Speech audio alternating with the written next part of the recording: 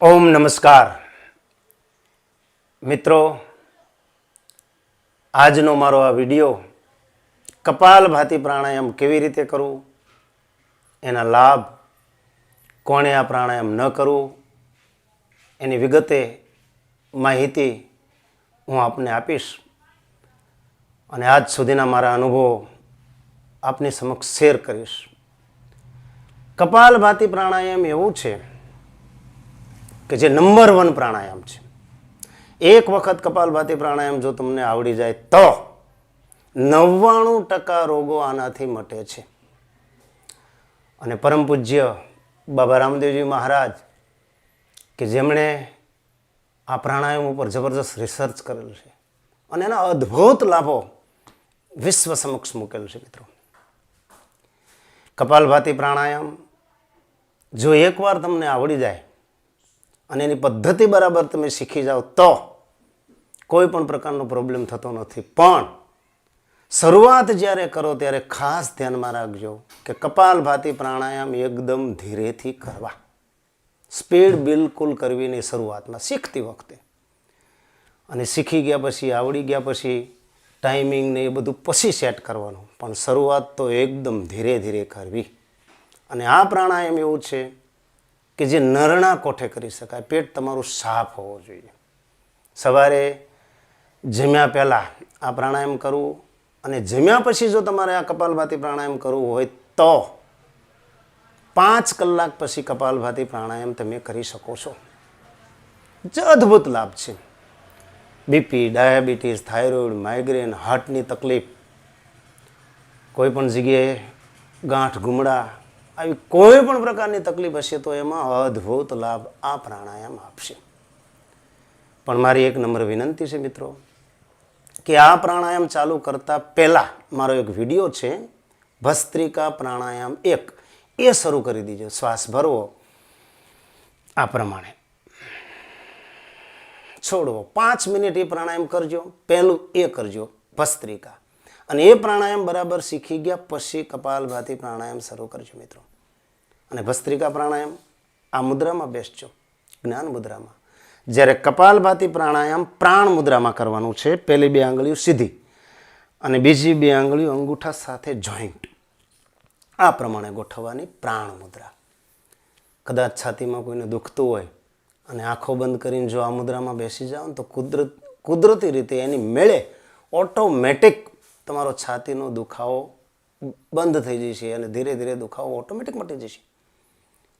એવું આ અદ્ભુત પ્રાણાયામ છે. એટલા માટે આ મુદ્રાનું નામ પ્રાણ મુદ્રા કહેવામાં આવે છે. એટલે પ્રાણ મુદ્રામાં બેસવું. સિદ્ધાસન, વજ્રાસન, સુખાસન, પદ્માસન, ખુરશી ઉપર બેઠા બેઠા પણ કપાલભાતી પ્રાણાયામ તમે ટેસ્ટ કરી શકશો. બિલકુલ ગભરાવાની જરૂર નથી. સિદ્ધાસન, પ્રાણ મુદ્રા, આંખો બંધ કરી શ્વાસને છોડવાનો.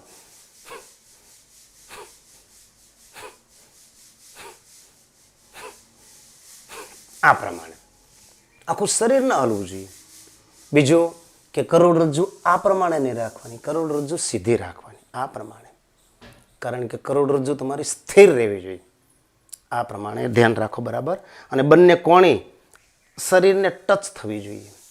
કદાચ કોઈ આ રીતે કરતા હોય તો કંઈ વાંધો નથી, પણ જો આ પ્રમાણે કરશો, કારણ કે મારો અનુભવ એવો છે કે હું આ રીતે કરું છું, બંને કોણી આ રીતે શરીરને ટચ કરીને, તો આનાથી શું ફાયદો થશે? તમે ઓટોમેટિક સીધા બેસશો, શરીર તમારું વળશે નહીં.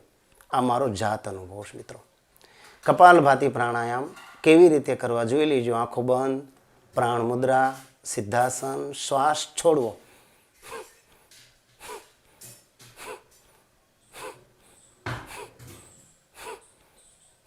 આ પ્રમાણે શ્વાસ છોડતી વખતે પેટ અંદર, શ્વાસ બહાર. આ નિયમ ખાસ ધ્યાનમાં રાખજો કે જ્યારે તમે શ્વાસ છોડો ત્યારે પેટ તમારું અંદર જવું જોઈએ અને શ્વાસ છૂટવો જોઈએ. હવે શરૂઆતમાં તમે કપાલભાતી પ્રાણાયામ કરો ત્યારે જો આ વિડીયો સાંભળીને બીજે દિવસે તમારે કપાલભાતી કરવું હોય તો કાઉન્ટિંગ કરજો.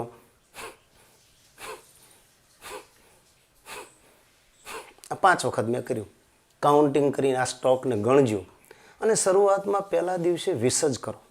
પછી ધીરે ધીરે 30, 40, 50 અને વધતા જાઓ. 100, 150, 200. નોન સ્ટોપ 900 સુધી કરી શકાય. પણ જે મિત્રો તંદુરસ્ત છે કે જેને કોઈ પણ પ્રકારની તકલીફ નથી એ યુવાનો માટે નોન સ્ટોપ તમે 5 મિનિટ કરજો, 300 વખત થશે. એ ટાઈમિંગ સાથે પસી જજો. પણ જ્યારે તમે શીખો ત્યારે એકદમ ધીરેથી કપાલભાતિ કરવાના.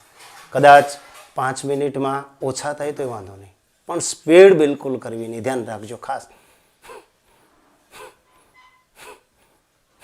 આ રિધમ એની.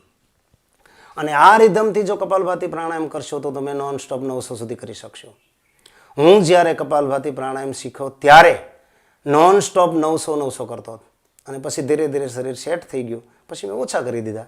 અત્યારે સવારમાં 500 નિયમિત કરું છું અને સાંજે 300, 800 કપાલભાતિ પ્રાણાયામ નિયમિત કરું છું. જો કપાલભાતિ પ્રાણાયામ તમે નિયમિત આ રીતે કરશો અને જે તંદુરસ્ત છે એને મારી વિનંતી છે કે 300 કરશો તોય ચાલશે. પણ શરૂઆત એકદમ ધીરેથી કરવી. શીખતી વખતે શીખી ગયા પછી કોઈ તકલીફ નથી. અને શરૂઆત કરશો ત્યારે કદાચ 2-3 દિવસમાં અહીં દુખવાની શરૂઆત કદાચ તમને દેખાય તો ગભરાવાની કોઈ જરૂર નથી. વધારે પડતો દુખાવો હોય તો કપાલભાતિ પ્રાણાયામ બંધ કરી દેવા, આટલું ધ્યાનમાં રાખવું. નોન સ્ટોપ કપાલભાતિ પ્રાણાયામ કરો, એના અદ્ભુત લાભ છે. અહીં ધ્યાન રાખજો બરાબર.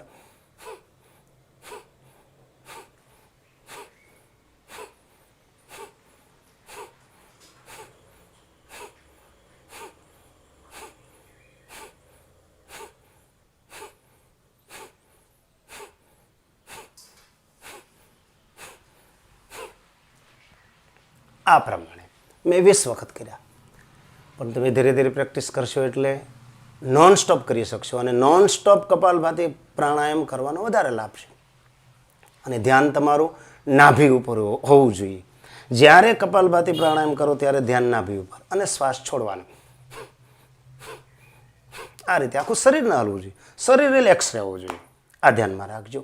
કપાલભાતિ પ્રાણાયામ 5 મિનિટમાં 300 વખત થાય, આનું ટાઈમિંગ છે. પહેલાં શીખી જાઉં, શીખ્યા પછી ટાઈમિંગ સાથે જજો. હું અત્યારે શરૂઆતમાં જ્યારે કપાલભાતિ પ્રાણાયામ કરતો ત્યારે ઘડિયાળમાં જોઈન કરતો, એટલે મારું ધ્યાન ઘડિયાળના ટાઈમિંગ સાથે રહેતું. એટલે એમ થાય 5 મિનિટ થઈ છે કે નહીં, એટલે આંખો ખોલવાનો પ્રયત્ન હું કરતો. એટલે પછી વિચાર્યું કે આના કરતાં કાઉન્ટિંગ કરવું સારું. ગણતરી કરીને કપાલભાતિ પ્રાણાયામ કરવા ખૂબ સરસ, અને હું ગણતરી કરીને જ કરું છું.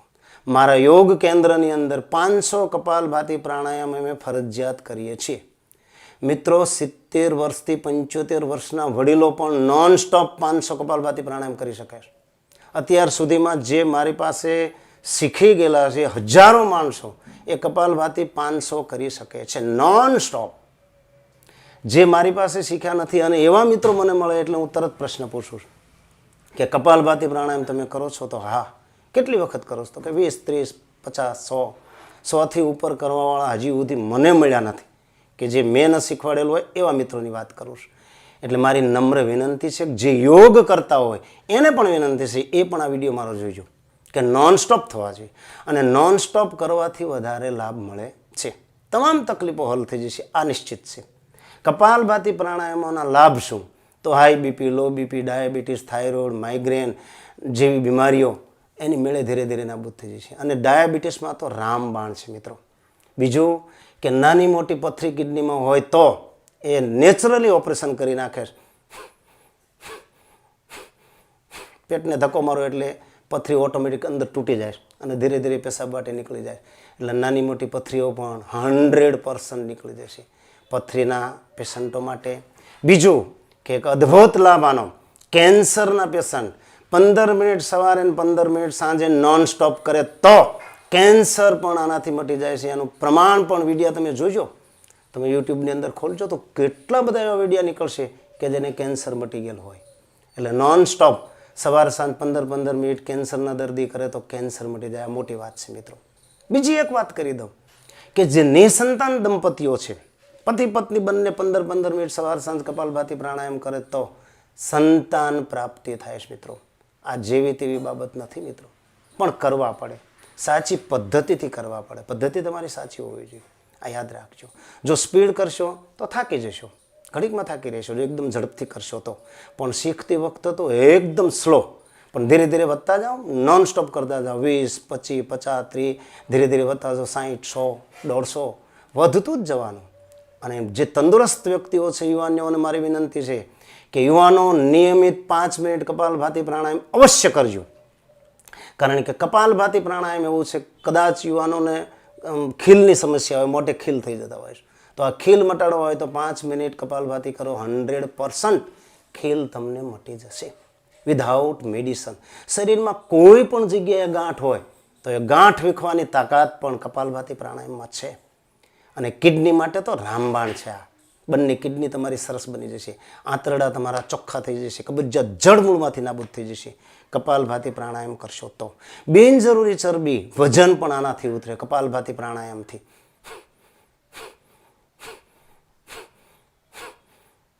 આની રિધમ યાદ રાખજો અને ધીરે ધીરે પ્રેક્ટિસ કરશો એટલે શીખી જશો. શીખવામાં કોઈ અઘરી પ્રક્રિયા નથી મિત્રો, અને બિલકુલ ગભરાવાનું નહીં.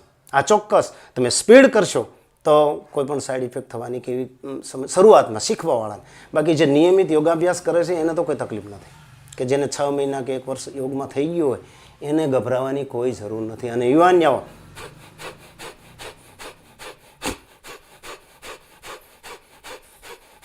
આ રીતે ઝડપી પણ કરી શકે, શીખી જાઓ પછી. પણ શીખતી વખતે એકદમ ધીરે ધીરે કપાલભાતિ પ્રાણાયામ કરજો અને તંદુરસ્તી મેળવજો મિત્રો. ભાવ અદ્ભુત છે. આ કપાલભાતિ પ્રાણાયામ જેવું તેવું નથી. નંબર 1 પ્રાણાયામ છે. પ્રાણાયામોમાં ટોપ લેવલ ઉપર કોઈ હોય તો કપાલભાતિ પ્રાણાયામ. અને આ એકવાર શીખી ગયા અને આવડી ગયા પછી એના લાભ જોજો તમે. 99% રોગો મટી જાય પછી વાત પૂરી થઈ ગઈ. 99% રોગ, કોઈ પણ પ્રકારના રોગ ઉપર એની ઇફેક્ટ થાય છે. તમામ રોગ મટી જાય. બિનજરૂરી વજન ઉતરી જશે ઓટોમેટિક થોડા દિવસોની અંદર. ધીરે ધીરે ધીરે ધીરે તમારું વજન ઘટતું જશે. કબજિયાત તો રહેશે જ નહીં મિત્રો. એટલે મારી નમ્ર વિનંતી છે કે આ વિડીયો જોઈ કપાલભાતિ પ્રાણાયામ શરૂ કરજો. અને બીજી એક વાત કરી દો, કોણે ન કરવું તો જે હાર્ટના પેશન્ટો છે અને સર્જરી કરાવ્યા પછી 6 મહિના પછી કપાલભાતિ પ્રાણાયામ કરાય, એ સિવાય કરી શકાય નહીં. અને એમાં પેટની સર્જરી કોઈ પણ પ્રકારની હોય તો ખાસ 6 મહિના સુધી ધ્યાનમાં રાખવું. બહેનોએ, સગર્ભા બહેનોએ પણ આ ન કરવું. બીજું કે જ્યારે બહેનો એવા સમયમાં હોય ત્યારે પણ એણે કપાલભાતિ પ્રાણાયામ 5 દિવસ નહીં કરવાનો, પછી કરવાની છૂટછાટ છે. એટલે ભાઈઓ બહેનો બધાએ આ પ્રાણાયામનો લાભ લઈ શકો છો અને નોનસ્ટોપ કપાલભાતિ પ્રાણાયામ કરી તંદુરસ્તી મેળવી શકો છો મિત્રો. આ નંબર 1 પ્રાણાયામ છે. પણ પહેલું ભસ્ત્રિકા કરજો, બીજો નંબર કપાલભાતિ. કારણ કે ભસ્ત્રિકાથી તમારા ફેફસા મજબૂત બની જશે, ફેફસા ખુલી જશે. અને એના પછી કપાલભાતિ પ્રાણાયામ કરશો તો તમને ખૂબ મજા આવશે અને ક્યારેય કંટાળો નહીં આવે. એકવાર શીખી જશો પછી કપાલભાતિ પ્રાણાયામમાં તો ખૂબ આનંદ આવશે. કુંડલીની જાગૃતિ થાય છે. એવું આ પ્રાણાયામ છે.